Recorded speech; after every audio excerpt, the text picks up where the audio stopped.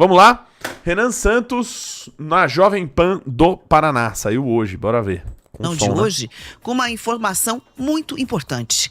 A partir de hoje, o Grupo RIC, da qual faz parte Jovem Pan, Jovem Pan News, RIC Record, dá largada a uma cobertura especial das eleições 2026, com uma rodada exclusiva de entrevistas com os pré-candidatos à presidência da República. E também vamos entrevistar os pré-candidatos ao governo do estado. A série será exibida aqui no Jornal da Manhã, sempre às 7 da manhã, no início do nosso jornal, com transmissão em rede para todo o estado, além das plataformas digitais. Vamos pro Renan. A Inês Santos, do Partido Missão. Renan, nosso tempo começa a contar a partir de agora. Seja muito bem-vindo. Muito obrigado, uma grande oportunidade de estar aqui com vocês, uma honra também, e tô aberto aqui a qualquer tipo de pergunta. Vamos começar falando, obviamente, sobre as suas pretensões enquanto presidente da República, né? Por exemplo, qual seria a primeira medida que você tomaria caso estivesse aí à frente da presidência? Vamos lá, no dia 5 de janeiro de 2027, dia que agora o presidente toma posse no Brasil, graças a Deus, porque antes era de 1º de janeiro, não havia nenhuma autoridade internacional porque estava tudo no Réveillon. Dia 5 de janeiro, o presidente tem que colocar, e é isso que eu farei nesse dia, o Brasil, especialmente nas áreas que estão hoje dominadas pelo crime organizado, em estado de defesa. E o que eu chamo de estado de defesa? É um estado especial proposto pela Constituição brasileira que permite não só ao presidente da República, mas as forças de segurança atuarem de maneira mais enfática no combate ao crime. Por quê? Porque uma das coisas que eu venho falando em todas as viagens pelo Brasil é que a gente precisa retomar as áreas que hoje estão na mão do crime organizado e devolver para o Estado brasileiro. É no Paraná, hein, ou seja, rapaziada? 23 Foi milhões de gravado brasileiros... uns 10 dias. Com pesquisas e já saiu na imprensa também, vivem sob o comando do crime. E nós precisamos libertá-los. Hoje, sem o estado de defesa, a polícia, por exemplo, não pode entrar numa casa ou num comércio sem um mandado durante uma operação policial. E é lá justamente que se escondem os bandidos, especialmente as lideranças do tráfico. A gente precisa poder entrar, precisa capturar eles e desmontar o aparato do crime. Essa operação também não ficaria só circunscrita a bairros e favelas. A gente atuaria no Porto de Santos, inclusive há suspeitas do Porto de Paranaguá de atuação do PCC, um porto que fica aqui no Paraná, Porto de Pecém, por exemplo, lá no Ceará, ele está sendo alvo de uma tentativa de tomada agora do Comando Vermelho. Então, colocar áreas especiais dentro de um estado de defesa é a primeira ação para a gente retomar o território brasileiro. E isso não é apenas uma coisa enfática e concreta. É basicamente uma forma do governo brasileiro atuar de modo a recuperar milhões de brasileiros que estão fora desse pacto social, que é o pacto social da Constituição brasileira. Então, a principal preocupação seria a questão de segurança, pelo que dá para compreender com essa medida. Agora, quando se fala, né, nessa questão do estado de defesa, há ali uma certa controvérsia em relação a isso. Entende que é uma medida tranquila de ser tomada? Quem é que faria, por exemplo, essas ações, essas operações todas? Polícia Federal? Não, as polícias estaduais, elas têm autonomia e elas podem atuar junto com o governo federal nisso. A Polícia Federal, ela pode atuar. Forças Armadas podem atuar apenas de maneira auxiliar. Elas não têm nem experiência de combate. E esse efeito seria muito claro. A gente tem um papel hoje no Brasil que não é apenas fático, mas ele é simbólico. A gente está aceitando o Estado brasileiro que milhões de brasileiros vivam à margem da sociedade. Que eles vivam basicamente num Estado paralelo com regras paralelas. Então, há de ser enfático nesse tema. Até porque mais radical e mais absurdo é a gente aceitar que o crime organizado exista. Né? A coisa mais maluca que a gente coloca na nossa cabeça é a normalização de um Estado paralelo. E hoje ele é normalizado. Hoje você anda, por exemplo, pelo Ceará, como eu andei, tem cidades inteiras e bairros inteiros. Santa Quitéria é uma cidade tomada pelo Comando Vermelho. Salve aí pro bairros Fat inteiros Joker. de Fortaleza. Lá, tá ali, você vê, o cara picha no muro. Essa área você pode entrar, essa área você não pode entrar. Essa área você pode fazer comércio, essa área não pode. A gente aceitou isso. Ao naturalizar isso, a gente naturalizou o absurdo. Mas depende do desejo do presidente da República, pura e simplesmente, essa definição, como você traz? Primeiro, depende do desejo da população em votar num presidente que tem essa agenda. Então, ela tem que ser majoritária na sociedade civil. Então, ao invés de eu ficar jogando platitudes e aqui falar, não, eu quero lutar pelo povo, eu não vou fazer platitude. Eu estou falando, olha, é uma eleição plebiscitária. Se você quiser um combate enfático ao crime organizado, você vai votar no número do meu partido, 14. Se você não quiser, tá tudo bem. Você pode votar 22 no Flávio, você pode votar 13 no Lula. Vota em quem quiser. Pra mim é uma questão plebiscitária. Por isso que eu tenho que Cuidado com a multa, Renan! Cuidado! ser muito honesto. Eu vou propor primeiro, como proposta, já para a sociedade civil, e todo mundo vai saber que essa é a primeira coisa que eu farei. Segunda coisa, isso vai para o Congresso. O Congresso, que também foi nas eleições, eu venci nessas eleições pautado por esse tema, aí deliberar e convencer e aí colocar em funcionamento. É um status permitido pela nossa Constituição. E eu acho que é um status que garante, inclusive, a cidadania de milhões de brasileiros. Portanto, é obrigação do Estado brasileiro fazer isso. Agora, o senhor falou dessa relação aí, falou rapidamente sobre essa relação com o Congresso. Como é que o senhor, se eleito for, o senhor está no Missão, partido menor, né? Com uma expressão hoje menor. Como é que o senhor pretende se relacionar com o Congresso e como aprovar suas medidas caso o senhor seja eleito? Essa é a pergunta que eu mais ouço em todos os lugares. E eu fico feliz de ouvir esse tipo de pergunta, porque é uma pergunta que já está consonante ao universo das propostas. Ou seja, como é que você vai fazer significa que eu tenho algo para fazer. E isso me anima. E realmente, todas as rádios eu ouço, todas as perguntas vão nessa linha, porque são medidas enfáticas. Pois bem, se eu ganhei a eleição para presidente da República, isso pressupõe que eu pautei daqui até outubro o tema político. Eu saí de 3, 4% nas pesquisas e eu fui para mais de 50%. Portanto, um congresso será feito e será composto não apenas com os parlamentares que vão ser eleitos pelo meu partido, que é a missão que terá aí tranquilamente mais de 60, 70, só pelo fato de eu ter sido eleito, mas também a gente verá inúmeros outros partidos, especialmente da centrão e da direita, elegendo seus parlamentares com esse tema. Porque se eu fui eleito por uma questão lógica, esse tema pautou os demais. Os parlamentares foram eleitos e esse foi um tema que os brasileiros consideram importante.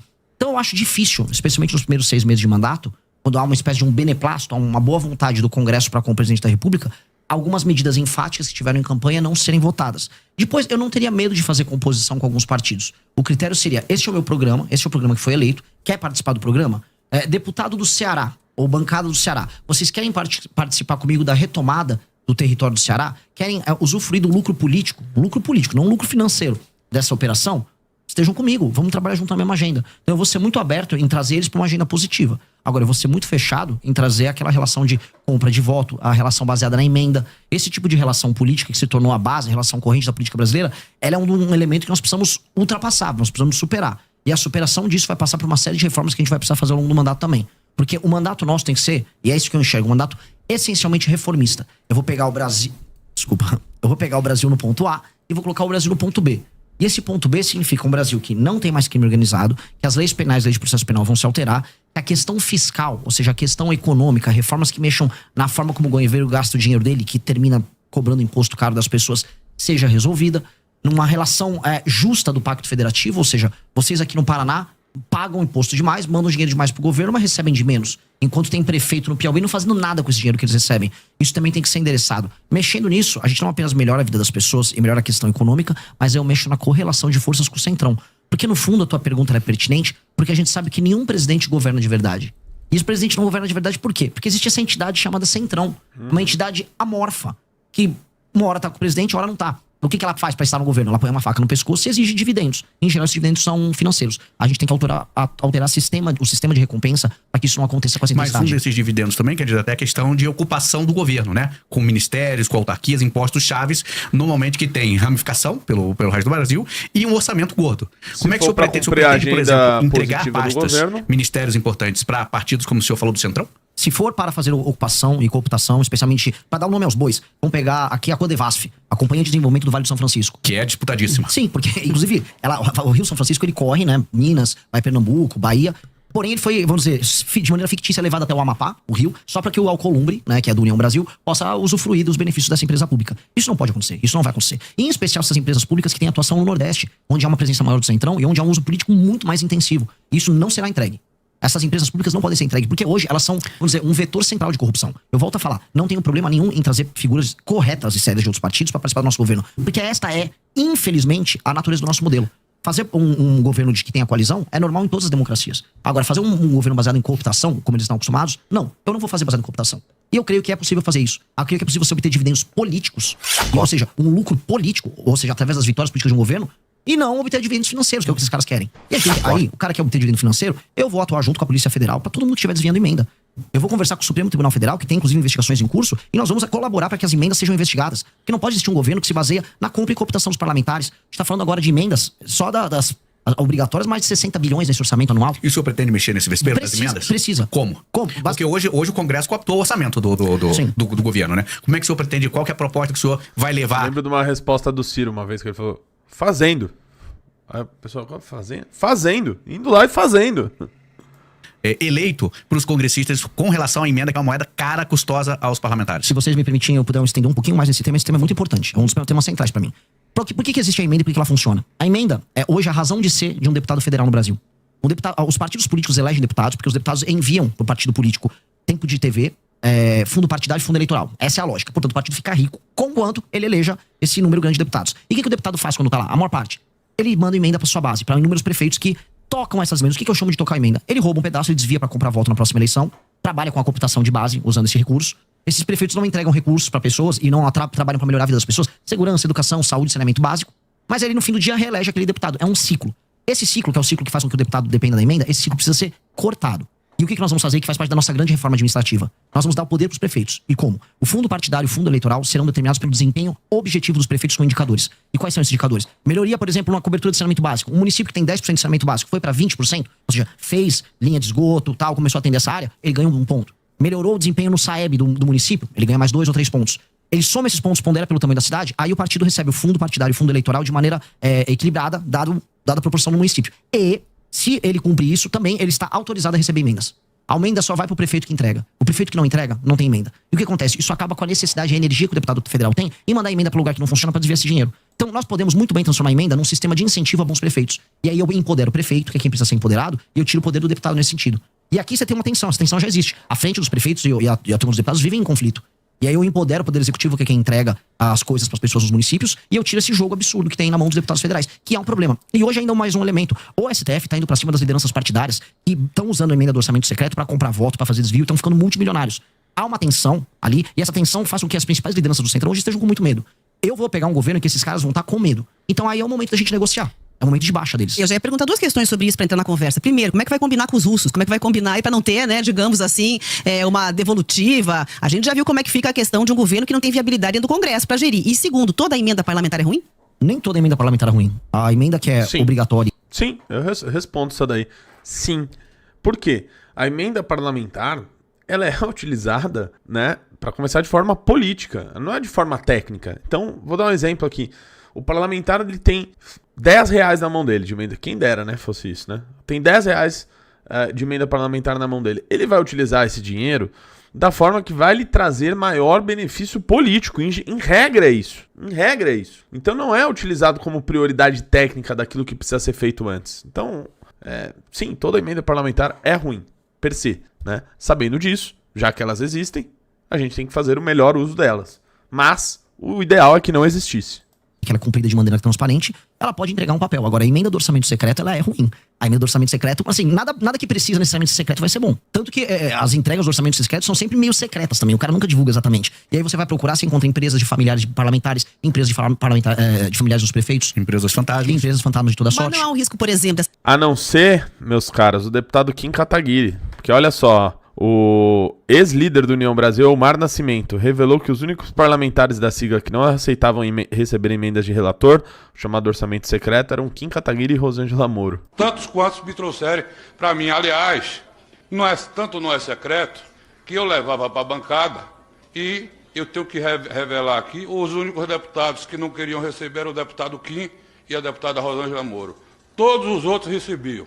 Tem nada de secreto. Todo mundo sabia. Como é que pode ser secreto uma coisa que funcionava para 500 deputados? Todo mundo sabe. Tantos quantos. Tá aí, né? Isso diz muito, né, rapaziada? Isso diz muito. Essa questão da governabilidade, o Congresso dá uma resposta em relação a isso, porque até agora não mostraram interesse nenhum, tanto na transparência quanto na questão de abrir mão dessas emendas. Ao contrário, só aumentam. Mas aí você vai precisar de um presidente da República que não tenha rabo preso com ninguém, que tenha força e capital político, e que vai gastar o seu capital político fazendo essa medida que é uma medida não de governo, é uma medida de Estado. Essa é uma medida que altera o Brasil. Eu vou te dar um exemplo simples. O presidente da República que já atendeu... Em seguida na entrevista, tá, rapaziada? Mas Centrão, pode mandar que vai entrando na ordem aqui. Que colocava prefeito do Centrão na cadeia. Foi o Fernando Henrique Cardoso passando a lei de responsabilidade fiscal. Ora, o Fernando Henrique Cardoso conseguiu isso nos anos 90. Nós podemos conseguir isso também. Ou seja, se eu ganho a eleição presidencial e eu vou pra cima do enfrentamento ao crime organizado, a gente pode ver que tanto com o Bukele, o próprio Milei teve um pouco desse efeito, você ganha popularidade, você ganha capital político. A questão é, o que o presidente da República faz com o capital político que ele acumula? Alguns ficam... Não, vou manter o tempo todo, que eu tenho que pensar na próxima eleição de prefeito. Se eu acumular esse capital político de popularidade e de respeitabilidade, eu vou gastar ele todo fazendo uma reforma que altera a dinâmica da política do Brasil. Porque isso vai impactar na qualidade das prefeituras, para a vida das pessoas na cidade serem melhores, e vai mexer no sistema político para que o Centrão perca parte desse poder. Isso precisa ser feito. E eu vou ter apoio de inúmeros partidos. Veja, mesmo alguns partidos do Centrão vão preferir o meu modelo. Nem todo mundo no Centrão quer operar com esse modelo. Prefere um modelo, por exemplo, mais municipalista. Eu tenho certeza que se eu conversar com o Kassab, que é do PSD, ele vai preferir esse modelo. Então não é todo o Centrão que quer viver disso. Isso aqui é um modelo que o baixo clero do Congresso adotou, que é a forma que permite que um deputado, em geral, semi-analfabeto, burro, pouco comprometido com o funcionamento da cidade dele, desvie grana, põe um dinheiro no bolso e se reeleja com a compra de voto. Ou seja, o Brasil está sendo tomado por parlamentares e administrado por parlamentares absolutamente corruptos. São eles que não deixam o Brasil andar. E são eles que a gente vai combater. Então, mesmo dentro do parlamento, há quem seja contra, e nos prefeitos da sociedade civil, isso é facilmente, vamos dizer, isso é fácil de explicar e eu vou conseguir convencer. E eu vou gastar meu capital político com isso. Agora, candidato, o senhor falou aí, você citou o presidente de El Salvador, o Bukele. O que o senhor vê nele, ou o que o senhor se inspira Qual que seria a sua Tudo. proposta Tá para ligado? segurança fazendo esse paralelo com o El Salvador que você citou? O que eu gosto muito dele foi o fato de ter sido muito enfático no enfrentamento ao crime organizado e ter entendido que território de uma nação é o território de uma nação. Não existe espaço paralelo, não existe território paralelo. O Bukele, ele fez isso, ele pegou uma das nações que eram mais inseguras das Américas e transformou naquela que é hoje, em termos estatísticos, falando de homicídio, a nação mais segura das Américas. Mas há também denúncias de abusos lá, né? Bom, antes havia muito mais denúncias de abuso, simplesmente porque as pessoas morriam em um número muito maior. Agora, o Estado fez isso com a aprovação das pessoas e com a aprovação do Congresso. Erros e falhas, um eventual erro policial sempre haverá. A polícia não é perfeita, assim como políticos não são perfeitos e seres humanos não são perfeitos. Seria um efeito colateral? A questão é se você já vive ou é efeito colateral, que viver na mão do crime. Se isso diminuiu e as pessoas perceberam que diminuiu, há uma vantagem objetiva. A gente tem que ser utilitarista aqui, a gente não vive no mundo perfeito. Mas na prática o senhor faria o quê? É isso Na que eu quero prática, saber, qual é a proposta? eu citei pra você já no começo da entrevista. Sim. Pra destruição do crime organizado, eu vou colocar o Brasil, as regiões tomadas pelo crime organizado, isso inclui desde portos, áreas de fronteira, A longo prazo. favelas. A longo prazo, já no curto prazo também. A gente tem que passar alterações nas leis penais, aumentando as penas, de maneira muito objetiva. E nas leis de execução penal, a gente tem que acabar com artifícios como a progressão, a saidinha, para que a pessoa cumpra a pena dela. Porque o que a gente precisa fazer é alterar o sistema de incentivos que nós temos para que o bandido continue cometendo crime. O que está demonstrado? É quase aquele princípio Pareto. Poucos bandidos cometem a maior parte dos crimes. Eles são sempre reincidentes. A gente tem que combater a reincidência. Então, se a gente aumenta a pena muito e evita a progressão, aquela pessoa que comete um crime, ela na prática ela vai ficar mais tempo na cadeia e ela, antes de tudo, vai ter medo de cometer esse crime para não passar a vida inteira dela lá. E o reincidente, que é o maior problemático, bom, esse aí, só sendo muito idiota em continuar cometendo crime. Haverá sempre um reincidente idiota, porque as pessoas, por vezes, são idiotas, cometem crimes baseados em impulso, e esse cara vai ter que ser parado. Então, a polícia tem que ter meios de ação, as leis têm que evitar a progressão, e com base nisso, a gente vai conseguir reduzir muito, não apenas o número de homicídios, porque a gente tem números de guerra de homicídios no Brasil. Mas tem 22 mortos a cada 100 mil habitantes. A Ucrânia vive de 4 a 5 a cada 100 mil habitantes, em guerra. A gente tem que jogar o Brasil no mínimo para 4 a 5, pra gente ficar no status de guerra na Ucrânia. E o número de assaltos e roubos tem que cair vertiginosamente. Outra coisa, existe muita violência contra a mulher, e isso está demonstrado. Não só violência em casa, uma violência na rua. Foi entendida a mulher como uma pessoa que tá num status mais frágil para receber um homem que vai botar uma arma, ela entrega as coisas. Os crimes de natureza sexual estão aumentando com relação às mulheres, e a sociedade está ficando escandalizada com isso. É uma sensação de segurança geral. Então isso precisa ser dado de volta para as pessoas. Nominalmente, a gente tem o direito de ir e vir. Agora, eu duvido que minha irmã sinta que ela tem o direito de ir e vir na sociedade brasileira. O direito de ir e vir de uma mulher brasileira, ele é mitigado, ele é reduzido. O direito de vir de uma pessoa que só quer andar com o celular dela no meio da rua e trabalhar, porque isso aqui é um instrumento de trabalho, não um objeto de luxo, também tá dirimido. Então eu tenho que dar à pessoa de volta os direitos fundamentais. Isso é um direito de garantia fundamental. E, em grande medida, é isso que o Bukele ele garantiu para as pessoas de El Salvador. Por que ele teve uma votação tão alta? De maneira muito clara. Porque as pessoas sentiram que elas recuperaram direitos fundamentais. O direito de ir e vir faz parte do princípio da liberdade. Liberdade de vir, liberdade de expressão. E ela foi entregue para as pessoas. E isso para as pessoas precisa dar um valor muito grande. Então o brasileiro precisa ser devolvido o seu direito de vir. Agora, como é que o senhor pretende, por exemplo, combater o feminicídio que o senhor está citando aí, que tem uma natureza de crime de dentro de casa, da pessoa próxima, de um marido, de um ex-marido, de um namorado? Como combater esse crime? É só aumentar a pena? O aumento de pena ele tem um efeito cascata sobre praticamente todos os crimes, tirando alguns crimes que são cometidos por pessoas que agem de maneira doentia e irracional. Mas o senhor pretende aumentar? Você precisa ter, lógico, todas as penas no Brasil concernentes à violência, elas precisam ser aumentadas. E mais, todos os reincidentes, porque em geral, o homem que bate na mulher em casa, ele faz isso de maneira reincidente. Ele cria um sistema abusivo de relação com ela. E, em geral, quando você pega o passado dele, também costuma ter essas relações abusivas com as mulheres anteriores. Então, se esse cara tiver passagens pela polícia, por ser um reincidente, por ter tomado uma condenação antes, aí a situação dele piora bastante. É lei e ordem. E aí a gente pode trazer, por exemplo, sistemas de fiscalização. Hoje, em São Paulo, é uma coisa que a gente tem que trazer pro Brasil inteiro. Existe um sistema de câmeras, né? O Sampa... Smart Sampa, desculpa, ainda bem que você lembrou, ótimo. O Smart Sampa, ele reconhece o rosto das pessoas. Você reconhecer o rosto do marido agressor que recebeu denúncias e você poder abordar ele com a polícia na rua facilita isso. Infelizmente, agora o Brasil tem que tomar um banho de lei e ordem. E esse é um elemento que eu preciso que as pessoas que estão nos vendo entendam. Primeiro começa com lei e ordem. Você não institui uma disciplina que vira cultura apenas educando. Primeiro você tem que ter uma norma, a norma vem com a sanção. Isso se transforma em disciplina, e depois a disciplina vira cultura. Um tipo de um exemplo que não tem a ver com violência, mas tem a ver com cultura. Há uma cidade que eu visitei no Rio Grande do Norte chamada Acari. Lá durante o Império, você veio um decreto lá na prefeitura de Acari e avisou, olha, se você não varrer e não cuidar, não deixar limpa a fachada da sua casa, você vai tomar uma multa. Tô falando do século XIX, período imperial. As pessoas tinham medo da multa, aquilo se tornou um costume, do costume virou uma cultura, do cultura virou orgulho. A cidade é um brinco até hoje. Singapura era assim, uma cidade de pescadores destruída, um local muito pobre, com brigas étnicas entre religiões diferentes e matrizes étnicas diferentes. Veio uma liderança, essa liderança estabeleceu lei e ordem de maneira muito intensa. Da lei e ordem veio a cultura, e da cultura veio uma grande nação. A gente vai ter que começar, a meu ver, com lei e ordem. Precisa ser com lei e ordem. Candidato, seguinte, tem que estar se aproximando aqui dos 10 minutos finais. Eu quero falar sobre economia, acho que é um tema importantíssimo de ouvir o que você pensa, o que o senhor pensa aí para a economia na presidência do país. Vamos lá. O Brasil é um país que ele é extremamente injusto para com quem trabalha e produz. O país vai quebrar e tem que passar a PEC da qual o Kim já apresentou. Se você tá nos ouvindo agora e tá indo pro trabalho, tá rodando de Uber, tá fazendo uma entrega, tá em casa produzindo alguma coisa pra mandar pra fora, muita dona de casa faz isso. Você entende que você trabalha, você fica uma parte pequena do fruto do teu trabalho. E mais, você se sente injustiçado porque você vê uma massa cada vez maior de pessoas que recebem benefícios. E você fala, poxa, às vezes eu sou pobre, tô ganhando pouco, uma pessoa tá recebendo benefício sem merecer. Ou um juiz tá ganhando um penduricário gigantesco, tirando 200 mil reais por mês. Ou eu vejo uma grande empresa recebendo benefício fiscal e aí acaba nem entregando o serviço. Você fala assim, pô, o que tá acontecendo? Eu estou sendo um otário. Sim, se a gente olhar na letra fria da lei, o brasileiro comum que trabalha e produz é um otário. E isso tem que ser invertido. A nação brasileira tem que ser amiga de quem trabalha e produz. E isso tem que ser alterado urgentemente. Isso funciona desde o Pacto Federativo, que pune estados que trabalham e produzem, que pagam mais impostos, tá? Até o cidadão pequeno, que é um entregador. As pessoas mais pobres pagam mais impostos. E onde eu vou começar? Eu e o nosso deputado federal do Partido Missão, Kim Kataguiri, a gente já protocolou uma PEC que faz a grande reforma fiscal brasileira, que mexe desde renúncias fiscais fraudulentas que existem no Brasil, até super salários, até penduricários do judiciário, até aposentadorias exageradas de militares e membros também do judiciário.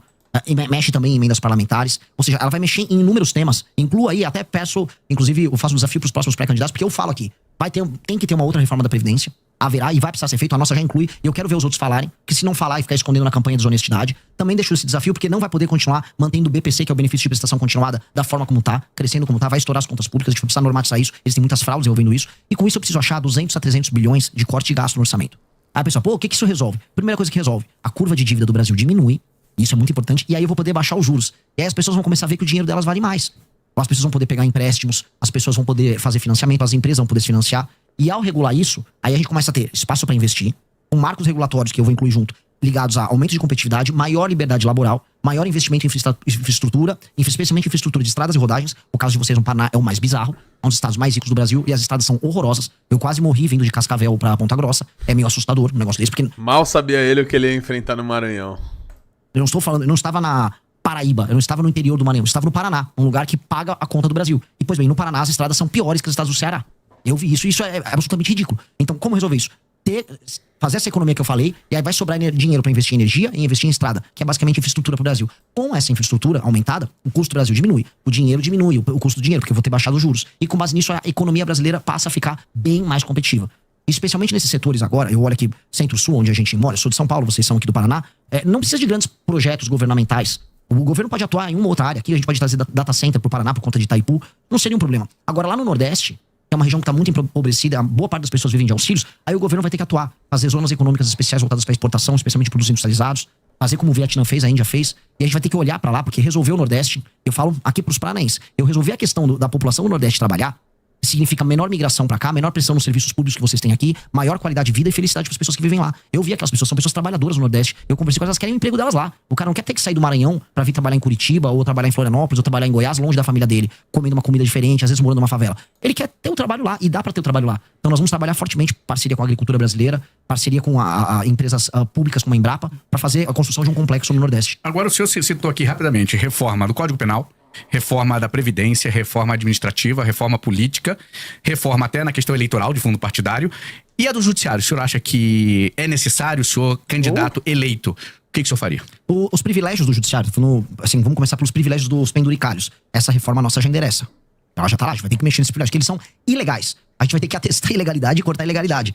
É que, né, quem vigia é o vigilante, né? O vigilante é o judiciário e ele não quer ser vigiado por ninguém, porque ele mesmo faz os próprios privilégios. Nós vamos ter que usar o Poder Executivo com um projeto bem claro pra coibir isso, acabar os penduricários. Agora, quando eu vou falar do outro tipo de abuso, o abuso do STF, do Supremo Tribunal Federal, aí eu vou precisar ser muito claro. A gente vai precisar tomar medidas que alterem a dinâmica atual. Por exemplo, a gente tem que acabar com essa farra das decisões monocráticas. 83% das decisões são monocráticas. Outra farra que tem que acabar é a farra dos escritórios de advocacia ligados ao ministro do Supremo. Mas isso não vai competir, por exemplo, não vai ficar, desculpa, até a competência do Congresso? Vai ser feito pela presidência? Mas o presidente, junto com a sua bancada, podem fazer isso. O governo federal pode atuar junto com o Congresso para projetos que podem ser de iniciativa tanto do Congresso quanto da presidência da República. E aí o presidente da República tem que botar sua força política nesse projeto. Sua força de convencimento. Outra força de convencimento que ele precisa ter. Nós precisamos ter um foro, o tal do foro privilegiado que hoje é o STF, deixou de ser uma ferramenta da democracia, pra galera entender. Ele foi desenhado lá no final da ditadura, pro começo da redemocratização, como um instrumento que protegeria os deputados de uma perseguição que eles poderiam ter de juízes nos seus estados. Dá até pra entender a necessidade do foro especial. Só que hoje ele é um instrumento que o STF tem o Senado, que é justamente quem pode fiscalizá-lo na mão. Então a gente vai fazer diferente. Vamos criar um foro especial. Um foro pequeno, sem contratar ninguém. Você seleciona via sorteio desembargadores, randomicamente os estados, eles ficam 2 meses no mandato, e eles julgam as ações oriundas do mandato dos parlamentares. Rotativo, e um magistrado não pode julgar um parlamentar do seu próprio estado. Simples, retira do STF essa prerrogativa. Também a gente tem que fazer uma coisa no STF que é um absurdo. A gente tem que inserir uma coisa que tem nos Estados Unidos, que é o filtro de acesso. Ou seja, hoje todo mundo pode entrar com uma ação, uma DIN, lá no STF, todo partido político, sindicatos, associações com presença nacional. Isso tem que ser cortado. Só ações de natureza constitucional podem parar lá e ser aceitas lá. Hoje no Brasil, o STF toca 8 mil ações, enquanto a Suprema Corte Americana só 50. Isso tem que ser alterado. A gente tá chegando ao fim da entrevista, mas preciso perguntar da composição do seu ministério, se haverá redução. De forma bastante breve, já tem nomes para os ministérios. Faria que tipo de... Cara, isso daqui eu discuti com o Renan faz pouco tempo, cara. Acho que essa entrevista foi antes. Mas na próxima a gente vai ter uma resposta muito boa sobre isso. De forma falando, então, na questão ministerial. Haverá redução de ministérios, especialmente porque hoje o ministério é um instrumento de cooptação e de proteção jurídica. Você ganha, vamos dizer, foro especial sendo um ministro da República. Haverá redução, mas isso não é, eu preciso falar, isso na maior parte dos casos é uma medida que tomam pra fazer marketing. Tipo, olha, reduzir, veja como tô economizando. Você não tá economizando muita coisa, mas você sinaliza que você vai ter uma administração mais racional. Uma coisa que eu vou fazer, que economiza bastante em termos de máquina pública, é inserir machine learning e inteligência artificial em boa parte do serviço público, especialmente na parte da saúde, instituindo o prontuário único. São medidas que racionalizam o gasto e melhoram muito a eficiência. Então isso vai ter um efeito muito legal, muito positivo. E aí, falando em termos de corte de gasto, pra trazer um tema até jogar de provocação pros demais pré-candidatos, especialmente os da direita, quero saber quais são as empresas que eles vão privatizar. A gente tá falando de maneira clara, os Correios precisam ser privatizados, tá? E empresas públicas que não apenas são deficitárias, mas que não apresentam resultado prático pro Brasil, nenhum ganho pro Brasil, elas precisam ser privatizadas ou encerradas, porque hoje elas viraram instrumentos de cooptação. O senhor, pelo que eu entendi, deu aqui umas estocadas na esquerda, na direita, mas o senhor, para chegar à presidência, possivelmente vai ter que passar por um segundo turno. Aceita apoio de quem vier, da esquerda, da direita, rejeita algum? Como é que vai ser seu posicionamento? Eu rejeito apoio de pessoas que sejam corruptas, até porque hoje no Brasil a coisa mais comum é você receber apoio. Mas a gente tem corrupção dos dois lados. Não, mas eu não estou fazendo distinção de lado. Até porque os escândalos de corrupção no Brasil, especialmente do Master, não tem lado. Tá todo mundo aí. Por isso que eu tô muito tranquilo, eu não tenho nada a ver com isso. E hoje a coisa mais comum é você nem precisar pedir apoio. Hoje, os corruptores, eles batem na tua porta pra te comprar. Então eu vou ser muito cuidadoso nisso. Apoio político, quando sincero e honesto, não se rejeita. Independente de cor partidária. Agora, eu sei assim, a esquerda nunca vai me apoiar.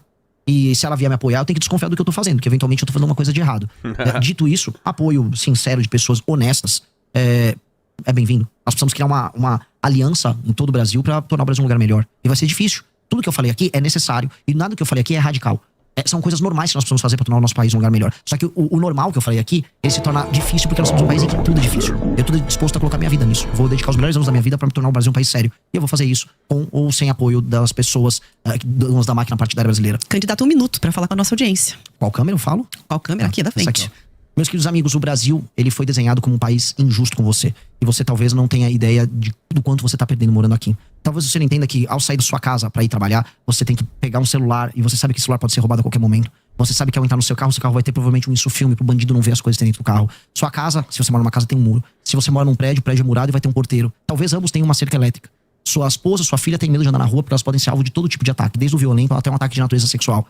E você vai e volta e tem o seu dia todo determinado pelo medo de ser roubado e acha talvez que seja natural. O que eu quero avisar é que nada disso é natural. Você pode viver num país que você é livre e que você tem que ter homens corajosos que não tenham rabo preso com ninguém, dispostos a tornar a tua vida melhor. E é isso que eu tô pra fazer. Não posso pedir teu voto nesse instante, mas eu posso pedir pra que você me conheça. Não confie em mim nem nos demais. Apenas veja e analise pelos atos e pelas ações. E com base nisso, forme teu julgamento. Muito obrigado. Muito obrigada pela entrevista. Foi um prazer recebê-lo pra essa conversa de pressa batina aqui na Jovem Pan News Grupo RIC.